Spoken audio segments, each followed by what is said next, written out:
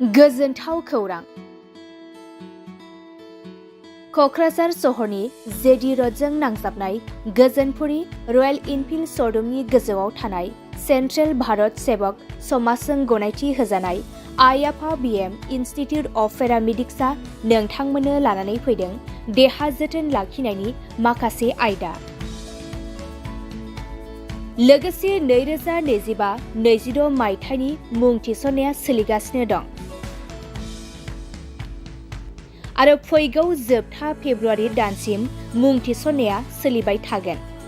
10 थाखोनिफ्राय 12 थाखो उथ्रिसारनाय बिजाथि एबा फरायसाफोरा बे पेरामेडिक्सआव गावारि सोलोंथाइखौ लानो हागोन।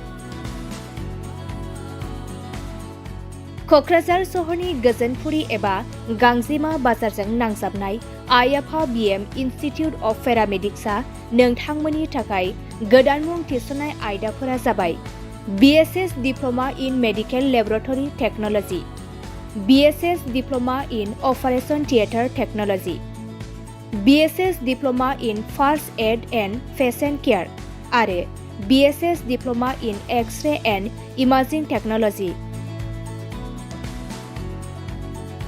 बेफोर कर्सखौ 2 बोसोरनि गेजेरावनो आबुं खालामनानै BSS जों गनायथि होजानाय डिप्ल'माखौ लानो हागोन। लोगोसे गासैबो डिप्ल'माखौ लानायनि उनाव सोरखारि साख्रि मोननायनि सुबिदाबो दं।